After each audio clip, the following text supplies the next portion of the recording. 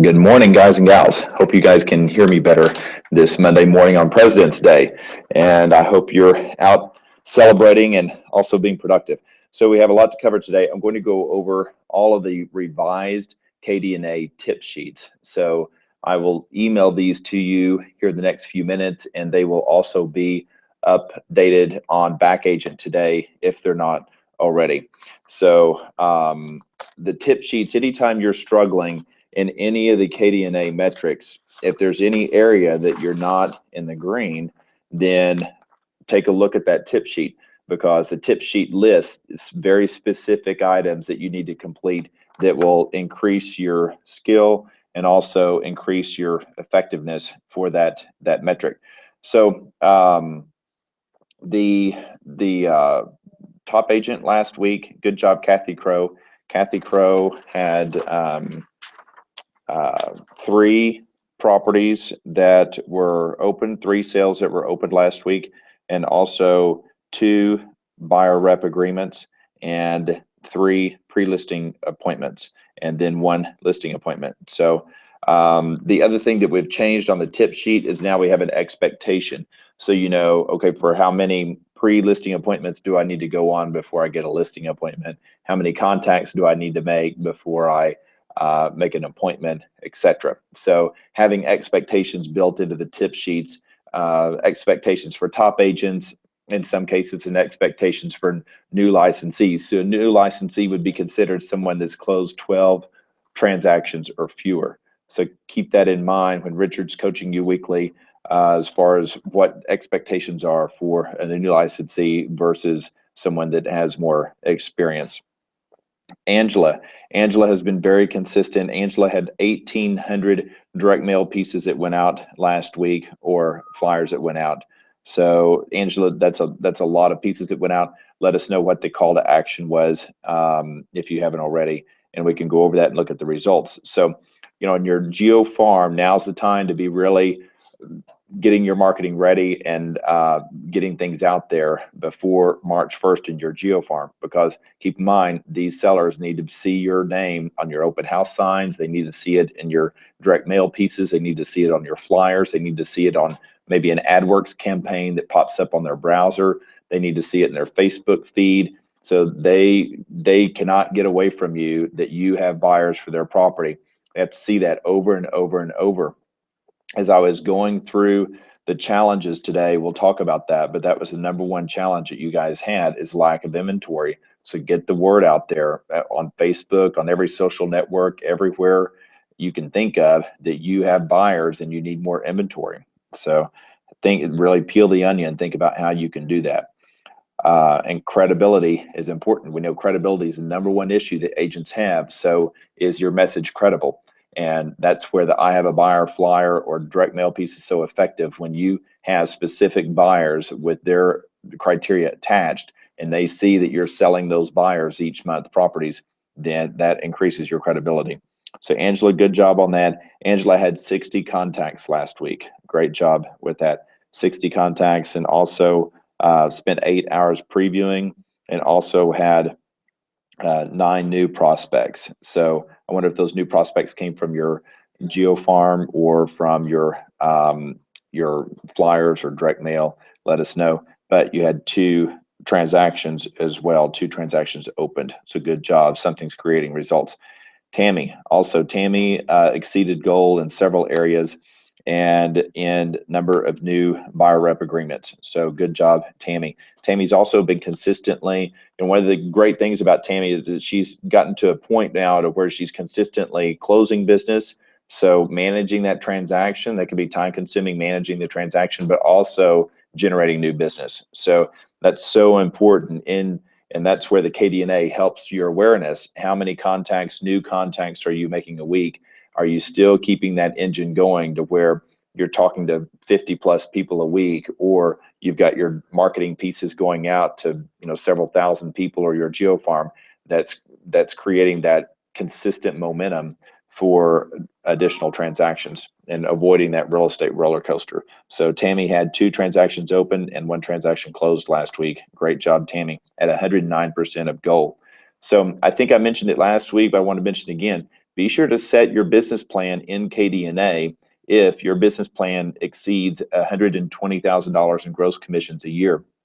Our KDNA default business plan is, I think it's 120 or $130,000 a year in gross commissions, and it's an average commission of about $5,000 or 5,500. I can't remember, but it's in that range. So that goes for a lot of the average as far as Dallas County entry level transactions. But some of you have a higher average sales price. You want to make sure you adjust your KDNA numbers to reflect that, and then others may have a lower average sales price. So make sure that your KDNA business plan and metrics match that, so you have accurate data. Sarah Jones. Sarah had also 2,200 mail pieces go out, and I think that went to her geographic farm. So great job. And Sarah also had a listing that she took last week, and also spent 2 hours previewing, and had 3 new prospects and 5 buyer appointments held. So one of the reasons we want to look at those buyer appointments held is that when Richard sees how many buyers or new buyers you're working with a week, then we know how to tweak or refine your time management. Buyers sometimes can take a lot of time, so we want to make sure you're properly coached on how you're setting those buyers' expectations, so that way you're allocating your time on the highest and most productive efforts, which is listing appointments, writing offers, negotiating contracts, going into closing, right? Okay, Wes had 200 mail pieces out last week and had 5 contacts, but he had a good closing. He closed 2 and also opened 2 new sales. So some decent, 4 transaction volume there in the last week. That's good. Corey also closed a transaction. Good job, Corey. And Corey also had a buyer agreement, and Corey also had 9 new prospects. So he's actually over goal on new prospects. So Corey let us know. It looks like you talked to 18 people. So those must have been highly qualified or motivated people you talked to, or it was a result of something else that you're doing. So let us know what that was. Okay, so I'm going to go over a few of the wins for you guys last week. It looks like Venus did some door knocking. Great job. Kudos to you, Venus. She said it was exciting and rewarding to make contacts with people face to face. Sometimes it's less intimidating when it's face to face contacts. Rose and Jesse working with a good buyer pipeline lead. Jill Bell, again, sending her handwritten note cards to FSBOs, and she's picked up, this is fantastic, guys, from the Waller Group for Sale by Owner open house program to FSBO listings. So this is powerful. And here we're not even into the big primetime spring season. So the practice that you do now on the Waller Group for Sale by Owner program will really lead to huge results through the spring and the summer season on these for sale by owners. So keep that in mind. I'm also going to be hosting tomorrow at 1:30 an updated, new, improved, refined Waller Group for Sale by Owner training program. So keep in mind the results that I did just from working 2 Saturdays. Keep in mind, guys, 2 Saturdays in March of last year led to, I think it's either $56,000 or $60,000 in closed commissions.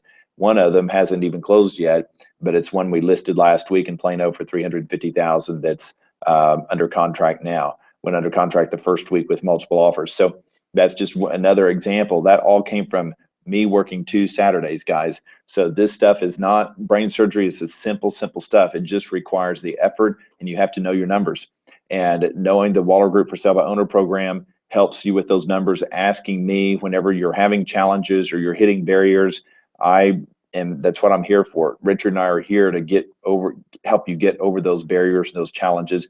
And from what we've seen, the biggest challenge is really knowing your numbers. What are the normal results? Bottom line, you have to talk to a lot of for sale by owners before you find people that do need a realtor, before you find for sale by owners that do need help, but they are out there. And those are the ones that you want to focus on. And at the time that people need help varies a lot. When you first called on that first call to introduce yourself and to go preview that property or to qualify that for sale by owner, they may be excited that you even called, and you may be the first call, and they don't need any help. But the conversation completely changed when you're following up and helping them each week, and you're asking them the right questions. And it takes practice. That's where you have to talk to enough for sale by owners and 90% of them are going to be pretty savvy, and you learn from those 90% that are savvy on how to help that 2 to 5% that really are not savvy and need your help.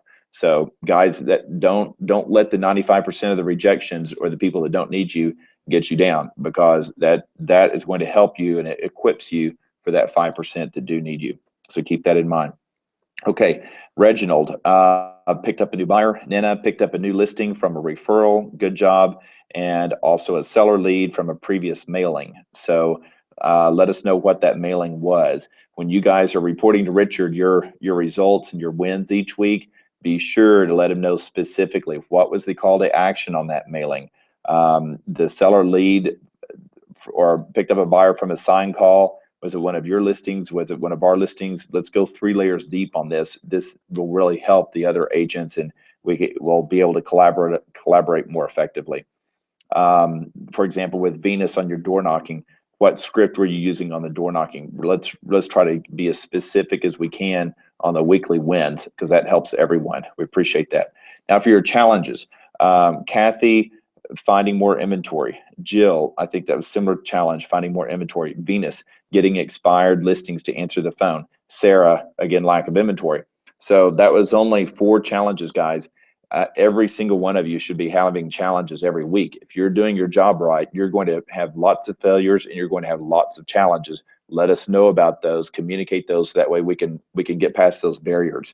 So the resounding consistent challenges last week, obviously lack of inventory. So that is where your messaging and the consistency of your messaging and having credibility of you have buyers for their home, whether it's a friend of yours that you have buyers for it, whether it is someone in your geo farm, you have buyers for their home. So make sure that you're getting that messaging out and make sure that it's credible. So if you don't really have buyers, then let's work on finding new buyers. And that's where the loan officer training, and that's also built into KDNA tip sheets. We have a lot of tips. Go through the email I sent you last week on how to find these buyers if you don't have buyers, because that's important. Always have 2 to 3 buyers that are ready, willing, and able to buy, and then market those buyers to find listings. So it's just matching the buyer with the seller, guys and girls. It's not hard. It's hard work, but it's not complicated. So let's not overcomplicate these things, and let's focus on these basic metrics. You're doing a great job. Keep up the good work. And tomorrow's sales meeting, we have a lot to cover in the sales meeting. And be sure 11:15, Brian is hosting lunch for you guys following the sales meeting. We have a couple new moving partners we're introducing for our moving services, and then we're going to go over some other things that we've streamlined and revised on our marketing. And I look forward to any feedback before the meeting. If there's any lack of clarification or anything that you guys want more input on, then let me know. Also, a reminder on the Waller Group for Sale by Owner training that I'll be hosting tomorrow afternoon at 1:30, and I look forward to chatting with you then. Brian, you have a couple things to say as we wrap up? Sure thing.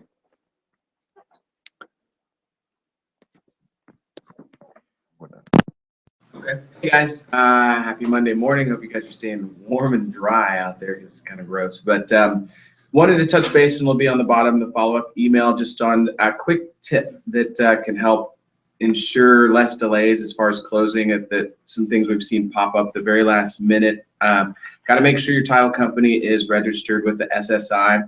Again, it'll be real short on the bottom of the email. The Fed apparently is no longer approving the wires. This SSI company is. And so if we get all the way through, title's clear, we're to close, and then, ABC kind of fly-by-night title company that was chosen forgot to register for SSI. Now you're waiting another 6 days or so for them to get registered and approved. We've been calling out and getting all the people we typically utilize approved and make sure they have all their ducks in a row. But something to think about when you're electing a title company or taking an offer or what have you. Give me a shout if you have any questions. And that's where working with preferred vendors makes such a difference. So make sure that when you're talking with your buyers, writing those offers, and with your sellers, coaching them on the importance of using a title company that we consistently use. Our files are going to be prioritized, and we're also going to have more transparency. So knowing what the other party, what could be problems or challenges that are keeping that other party that are blocking them.